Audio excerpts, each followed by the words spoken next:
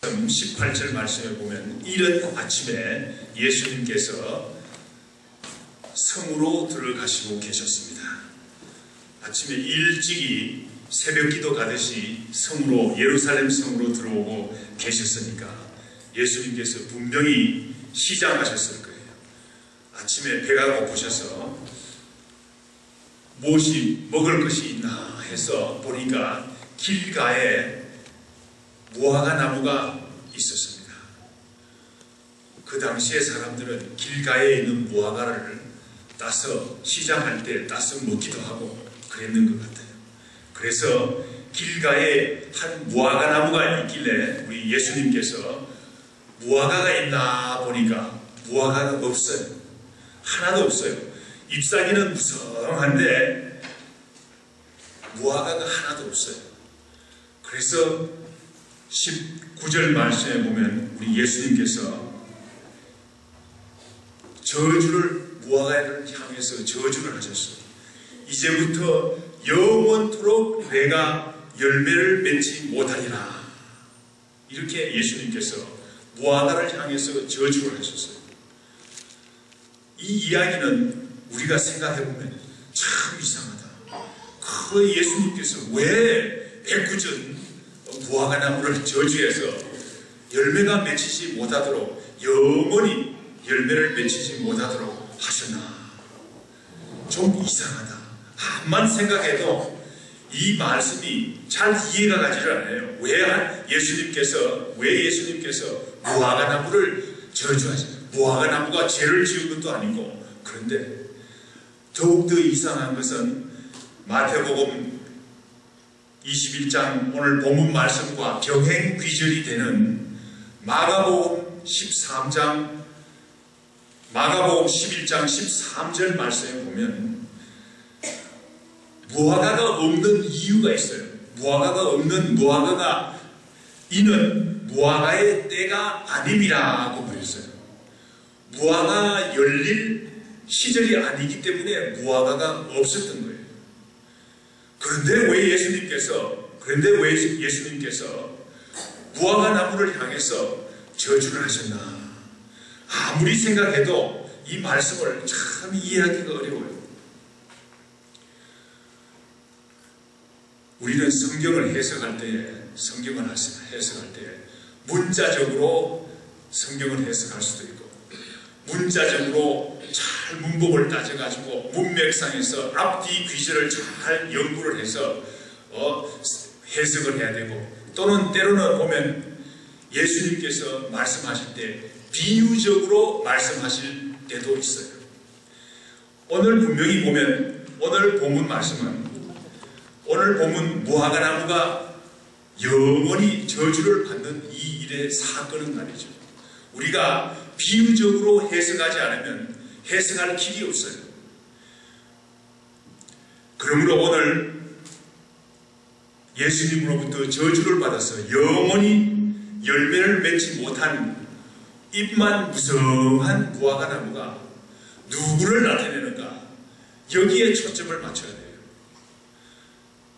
오늘 본문 말씀을 해석하는 때는 문맥상에서 또 비유적으로 양쪽 기술을 다 사용해서 해석해야만 가능한 그런 말씀인 것을 알 수 있어요. 오늘 본문 말씀이 있기 전에 바로 전에 어떤 일이 있었습니까? 예수님께서 성전에 들어가셔서 성전을 깨끗하게 하신 그런 사건이 있었죠. 매매하는 자를 쫓아냈다고 그랬어요. 매매하는 사람들을 채찍으로 쫓아냈다고 그랬어요. 얼마나 노하셨는지 채찍으로 쫓아냈다고 그랬어요. 사실상 예수님이 매매하는 자들을 쫓아내고 매매하는 자들을 향해서 진노하셨지만 사실상 예수님이 몰라서 그런 거 아니죠. 매매하는 자들 뒤에는 누가 있습니까?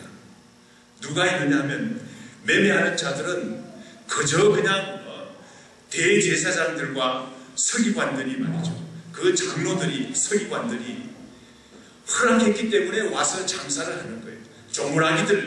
조물아기들이죠. 그 사실 매매하는 자들의 뒤에는 대제사장과 서기관들이 있는 거예요.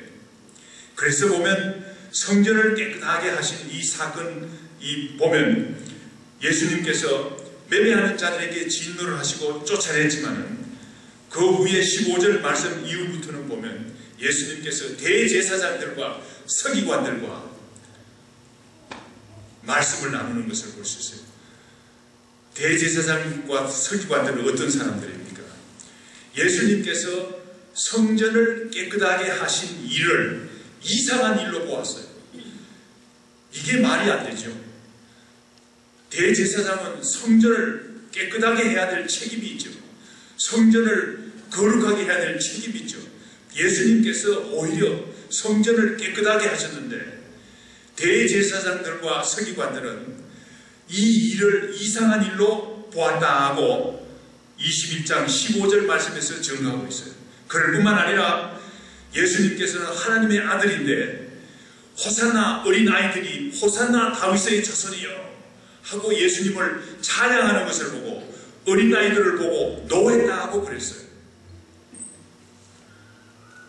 제가 볼 때는 오늘 본문 말씀을 통해서 오늘 본문 말씀 우리가 읽은 본문 말씀에 나오는 잎사귀만 무성한 무화과 나무는 대제사장과 서기관들을 나타낸다고 생각을 합니다. 뭐 어떤 사람들은 이스라엘 나타낸다. 뭐 물론 여러 가지 면으로 따져서 보면 더 넓은 컨텍스트의 문맥상에서는 이스라엘을 나타낼 수도 있겠지만은 우리가 너무 지나치게 그렇게 할 필요는 없어요. 오늘 본문 말씀 마태복음 21장에 나오는 잎사귀만 무성한 무화과 나무는 제가 볼 때는 대제사장과 서기관들을 나타낸다고 저는 생각을 합니다.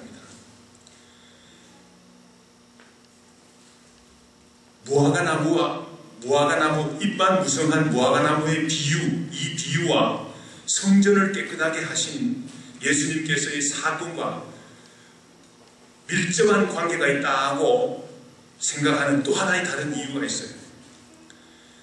잎사귀만 무성한 무화과나무가 대제사장과 서기관들이라는 사실을 입증하는 더 좋은 구절이 있어요. 더 좋은 말씀이 있어요. 오늘 마태복음 21장에서는 18절부터 22절 말씀까지 무화과나무의 비유를 말씀하셨지만 성전을 깨끗하게 하신 일 후에 무화과나무의 비유를 말씀하셨지만 마태복음 11장에는 참 재미있는 대로 이 일을 기술하고 있어요. 마가복음 11장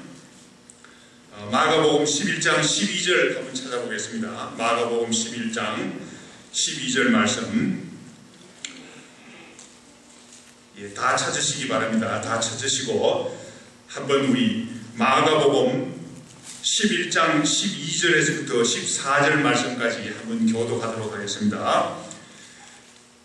마가복음 11장 12절 찾으신 줄 알고 제가 12절 말씀 읽겠습니다. 이튿날 그들이 베다니에서 나왔을 때 예수께서 시작하신지라 멀리서 잎사귀 있는 한 무화과나무를 보시고 그 나무에 무엇이 있을까요 하셨더니 가서 보신즉 잎사귀 외에 아무것도 없더라. 이는 무화과일 때가 아닙니다.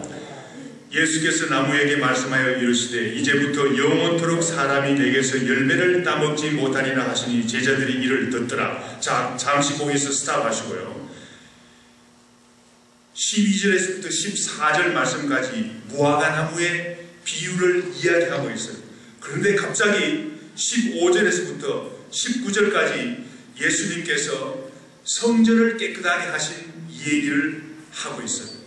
그러다가 다시 마가복음 11장 20절 말씀부터 무화과나무의 비유의 이야기를 다시 계속해서 하시는 것을 볼 수 있어요. 이 말씀은 무슨 말씀입니까? 성전을 깨끗하게 하신 일과 무화과나무의 비유는 밀접한 관계가 있다는 사실을 증거하고 있어요.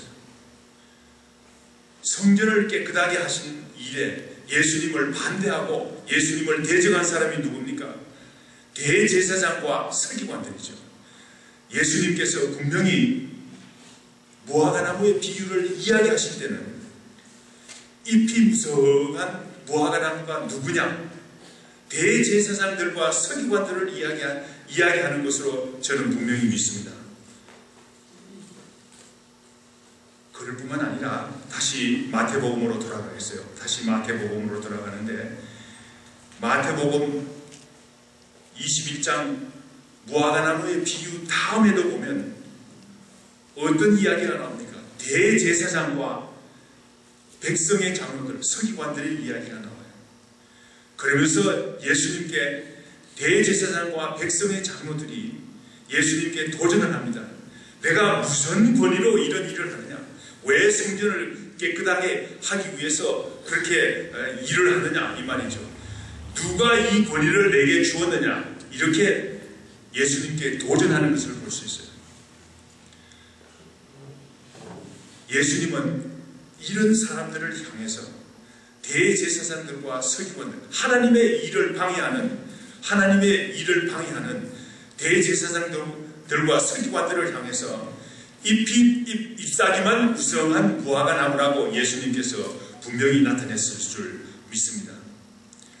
오늘 본문 말씀 18절에서부터 19절 말씀에 보면 잎사귀만 무성한 사람들, 이런 사람들은 어떤 위험이 있습니까? 종교적으로 보면 대단한 위치에 있는 사람들이에요. 대제사장들과 서기관들은 성전을 이끌어가는 사람들이죠. 대단한 위치에 있는 사람들이죠. 그런데 막상 성전을 경건하게 하기 위해서, 성전을 깨끗하게 하기 위해서 예수님께 애썼을 때 그 일을 방해했어요. 그 일을 못마땅하게 생각했어요. 또한 예수님께서 하나님의 아들이신데 하나님의 아들을 찬양하는 찬송을 어린이들이 하자 싫어했어요. 이러한 사람들이 잎사귀만 무성한 무화과나무라고 우리 주님께서는 말씀하셨습니다. 잎사귀만 무성한 사람들은 예수님의 사역을 늘 방해했어요. 지금까지도 우리가 늘 그렇게 보았죠. 예수님의 사역을 항상 반대하고 걸림돌이 되었어요. 그럴 뿐만 아니라 예수님께서 사역을 못하신 하나님의 아들인 예수님께서 일을 못하시도록 모함을 하고 거짓으로 넘어지게 하고 온갖 획책을 당하는 것을 볼 수 있어요. 거기에도 만족하지 않고 이 사람들은 예수님을 잡아 죽이려고 계획을 하지 않았습니까? 예수님을 잡아 죽이려고 모여서 의논을 했어요. 성전에서 모여서 의논을 했어요. 말이 안 되죠. 마태복음 26장 3절에서부터 4절 말씀에 보면 예수님을 잡아 죽이기 위해서 모여서 의논했다고 했어요. 그럴 뿐만 아니라 이 대제사장들과 서기관들은 예수님을 말이죠. 하나님의 아들을 빌라도에게 고발을 했어요. 뭘 어떻게 해달라고? 십자가에 못 박으라고 고발을 했어요. 거기에서 그친 사람들이 아니에요. 예수님께서 십자가에 죽으시고 부활하셔서 사도들이 예수 그리스도의 십자가의 부활을 증거하는 것을 사도행전 5장 17절에서부터 18절 말씀에 보면 사도들이 예수 그리스도의 십자가의 부활의 복음을 전하는 일을 마음에 질투하고 시기했다고 성경 말씀은 증거하고 있어요. 우리는 먼저 잎사귀만 무성하고 열매가 없는 사람들이 누구인지 우리가 잘 알을 필요가 있어요. 혹시라도 내가 잎사귀만 무성한 사람들이 아닌지, 종교의 이름만, 기독교의 이름만 내가 내세우고 아무런 열매가 없는 사람이 아닌지 생각해 볼 필요가 있어요. 또한 우리는 오늘 본문 말씀을 통해서 깨닫는 일이 어떤 일이 있습니까?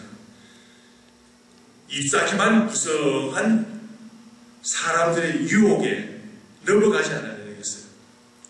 제자들도 늘 이런 위험이 있었어요.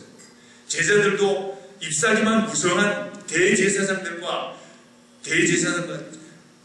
서기관들의 유혹, 어떤 바리새인과 사두개인의 유혹이라고 그랬죠. 예수님께서는 제자들을 향해서 바리새인과 사두개인들의 누룩을 조심해라. 누룩은 무엇입니까? 바리새인과 서기관들의 그 유혹을 의미하는 거예요. 우리는 바리새인과 서기관들과 같은 종교의 냄새를 많이 풍기는, 열매는 없지만은 종교의 냄새를 많이 풍기는 사람들을 보면 우리가 동경하고 또 그 닮으려는 우리 마음속에 유혹이 늘 존재하는 것을 우리가 알 수 있어요. 우리가 이 사실을 우리가 경계해야 되겠어요. 그래서 예수님께서 바리새인과 서기관들의 누룩을 조심해라 하고 제자들에게 분명히 경고를 했어요. 오늘 잎이 무성한 무화과 나무가 말라 죽는 이 비유를 통해서 우리 제자들이 말이죠, 얼마나 큰 경각심을, 얼마나 심각한 경각심을 가졌겠습니까? 사람이 말이죠, 죽는 것을 보면 정신이 번쩍 드는 거예요. 저도 말이죠, 폐암을 가졌다, 죽는다, 그러니까 정신이 번쩍 들더라고요. 우리가 죽음 앞에서는 죽는다 그러면 정신이 번쩍 드는 거예요. 경각심을 가지는 거예요. 오늘 본문 말씀 20절 말씀에 보니까 무화과 나무가 말라 죽었어요.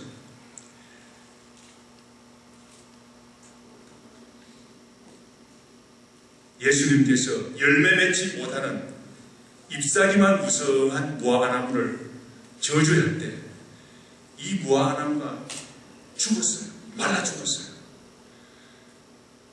마가복음 11장 20절 말씀에 보는 것 같으면 무화과 나무가 말라 죽었는데 뿌리째 말라 죽었다 하고 나옵니다. 이 말은 무슨 말입니까? 그냥 잎사귀만 마른 것이 아니라 통째로 다 그냥 더 이상 소망이 없이 소생하지 못할 그런 지경까지 이른 거예요. 우리가 죽게 되는 그런 경각심을 제자들이 말이죠. 오늘 성경 말씀에는 보면 제자들이 이상이 20절 말씀에 보니까 제자들이 보고 이상이 여겨 이르되 무화과 나무가 어찌하여 곧 말랐나이까, 이렇게 이상하다 이렇게 했지만 사실은 제자들이 무화과 나무가 바싹 말라 죽는, 뿌리째 말라 죽는 것을 보고 제자들이 어떤 경각심을 느꼈겠습니까? 야, 무섭다. 너무나 심각한 경고를 받았을 줄 믿습니다.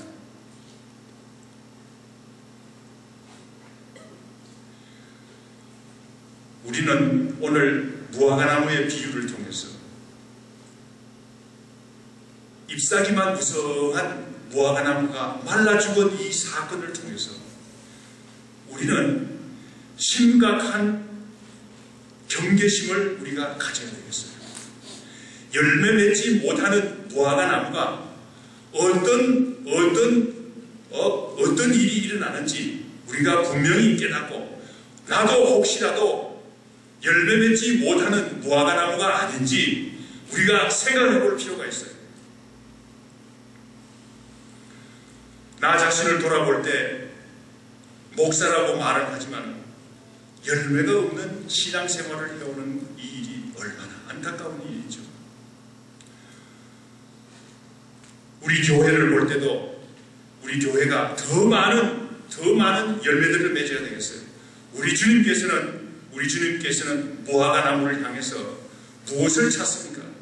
무화과 나무를 향해서는 열매를 찾는 거예요.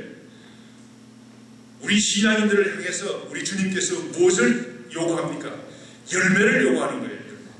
열매가 없으면 잎사귀만 무성한 무화과 나무 같으면 오늘 본문 말씀에 나오는 말라 죽은 무화과 나무와 같이 영원히 진멸할 수밖에 없는 그런 존재가 되는 거예요. 오늘 본문 말씀과 비슷한 교훈이 누가복음 13장 6절에서부터 9절 말씀에 또한 비슷한 무화과 나무의 비유가 나옵니다. 누가복음 13장 6절에서 9절 말씀 한번 우리 찾아보도록 하겠습니다. 찾아서 우리 다 같이 읽어보겠습니다. 누가복음 13장 6절에서부터 9절 말씀입니다. 찾으신 줄 알고 누가복음 13장 6절에서부터 9절 말씀 한번 교독하도록 하겠습니다. 제가 가진 성경 117페이지 누가복음 13장 6절에서부터 9절 말씀입니다. 찾으신 줄 알고 6절 말씀 읽겠습니다.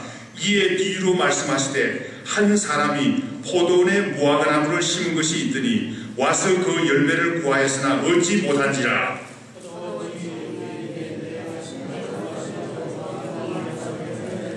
얻지 못하니 찍어버리라. 어찌 땅만 버리게 하겠느냐. 대답하여 이르되 주인이여 금년에도 그대로 두소서. 내가 두루 파고 거름을 주리니 이후에 만일 열매가 열면 좋거니와 그렇지 않으면 찍어버리소서 하였다 하시니라.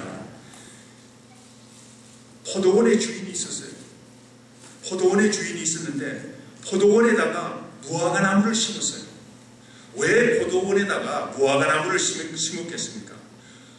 주인이 포도원이지만은 포도의 열매만 딸 뿐만 아니라 무화과의 열매를까지 원하시는 거예요.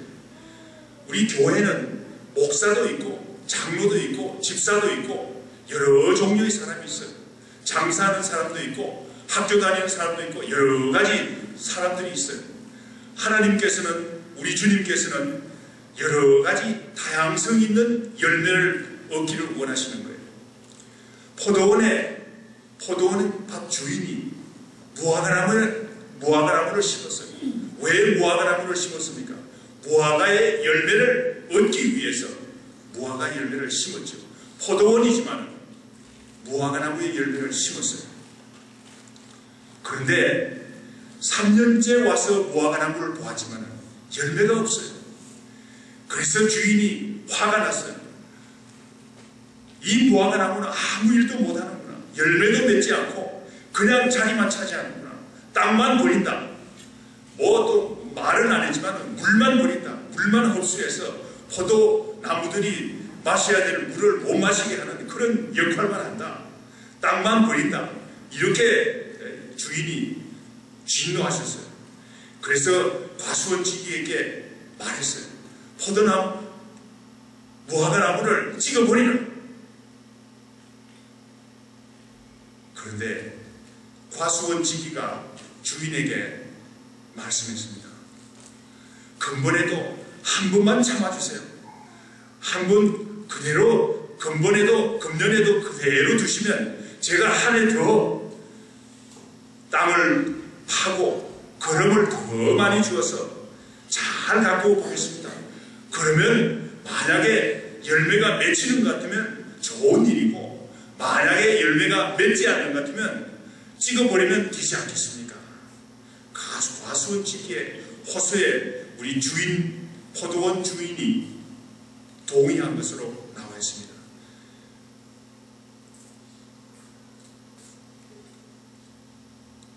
신앙인이 열매를 맺지 못하면 찍어버림을 당할 수밖에 없어요. 그런데 오늘 누가복음 13장에 나오는 이 비유에서는 좋은 교훈을 주고 있어요.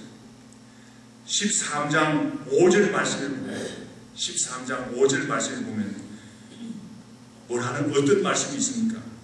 너희에게 이르노니 아니라 너희도 만일 회개하지 않으면 다 이와 같이 망하리라.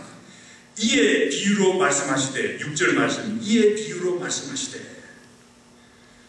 13장 5절 말씀은 누가복음 13장 5절 말씀은 어떤 말씀입니까?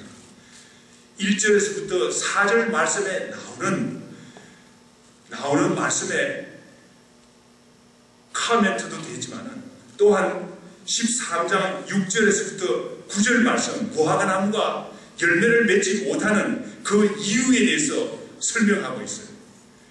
그러니 13장 5절 말씀은 우리가 주의 깊게 읽어야 되겠어요. 너희에게 이르노니 아니라 너희도 만일 회개하지 않으면 이와 같이 망하리라. 이에 비유로 말씀하시되 회개하지 않는 것 같으면 신앙인이라고 잎사귀만 무성한 신앙인의 모습은 나타내고 있지만은 만약에 회개하지 않을 것 같으면, 열매를 맺지 못하는 것 같으면, 열매를 맺지 못하는 이유가 어디에 있습니까? 회개하지 않기 때문에 그렇다는 사실을 누가복음 13장 5절 말씀에서 밝히고 있어요. 회개가 필요해요.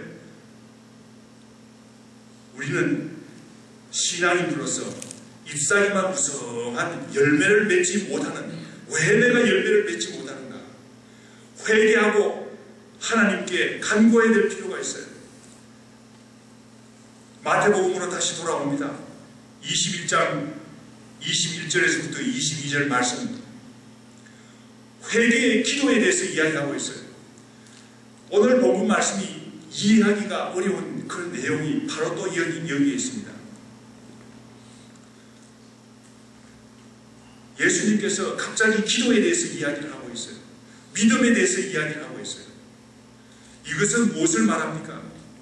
대제사장들과 서기관들, 잎사귀만 무성한 대제사장들과 서기관들이 회개하지 않기 때문에, 기도하지 않기 때문에, 회개에 기도하지 않기 때문에, 진정한 믿음이 없기 때문에 이러한 잎사귀만 무성한 무화과나무가 되었고, 잎사귀만 무성한 무화과나무가 되어서 멸망할 수밖에 없는 존재가 되었다는 사실을 증거하고 있는 거예요.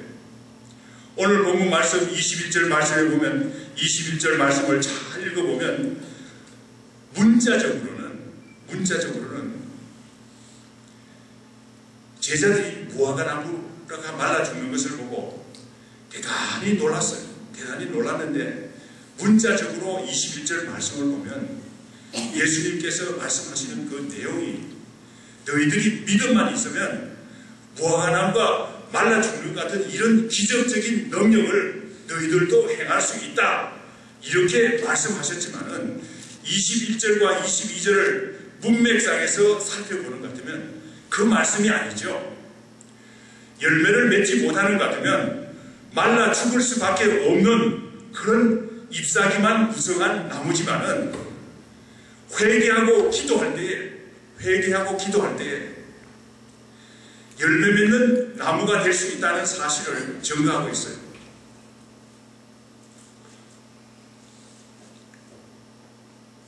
우리가 다 수년간 열매 맺지 못한 신앙인에 해당합니다. 전도를 하지 못하는 다친 마음을 갖고 있어요. 우리는 우리 주님 앞에 마음문을 열어달라고 간절히 회개의 기도를 올려야 됩니다. 그래야만 우리가 살 수 있어요.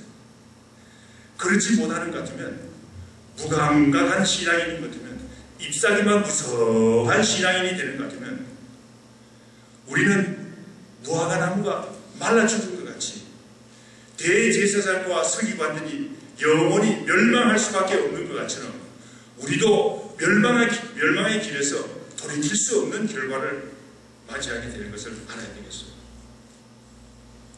잎사귀만 무성한 대제사장과 서기관들은 회개치 않았기 때문에 회개할 줄 몰랐어요. 아까 제가 말씀드렸죠. 회개했으면 좋을 텐데 회개하지 않고 예수님의 사역을 방해할 뿐만 아니라, 모함할 뿐만 아니라, 십자가에 못 박아 달라고 빌라도에게 이야기할 뿐만 아니라 그 후에도 또 회개할 기회가 있었어요. 그런데 사도들이 복음을 전하는 것을 보고 시기하고 질투하고 사도들을 핍박했지 않습니까? 그러므로 대제사장들과 서기관들은 멸망의 길에서 돌이킬 수가 없었어요. 오늘 우리는 어떻습니까? 열매 맺지 못하는 신앙인입니다. 열매 맺지 못하는 신앙인, 잎사귀만 무성한 신앙인에 해당합니다. 우리가 회개하고 다시 돌아오지 않는 것 같으면 하나님 앞에 우리 마음을 겸손하게 내어놓고 하나님 앞에 우리 회개의 기도를 올리지 않는 것 같으면 우리도 같은 운명을 타고났어요. 우리는 이제 연말을 앞두고 있습니다. 이제 한 해를 돌아보면 여러 가지 참 어려운 일도 많았지만은 우리가 할 일을 다 하지 못했어요. 우리가 할 일을 다 하지 못했고, 우리가 전도하지 못했고, 이러한 일들 얼마나 많이 있는지 모르겠습니다. 우리는 이 시간에 우리가 회개의 기도를 통해서 잎사귀만 무성한 무화과나무에 되는 길에서 우리가 벗어나야 되겠어요. 벗어나서 우리 주님께서 진실로 기뻐하는 무화과나무의 열매를 맺는 우리 귀한 무화과나무가 되어야 되겠어요. 오늘 본문 말씀은 비유로 주신 말씀입니다. 우리에게 경각심을 주시기 위해서, 우리에게 등골이 오싹한 경각심을 주시기 위해서 비유로 말씀하셨어요. 예수님께서 내가 영원토록 열매를 맺지 못하리라 그러니까 뿌리까지 말라 죽은 이런 일이 일어나지 않았습니까? 우리가 이런 일이 우리에게 일어나지 않도록, 우리 교회에 일어나지 않도록 우리가 열매 맺는 교회가 되어야 되고 열매 맺는 신앙인이 되어야 되겠습니다. 다 같이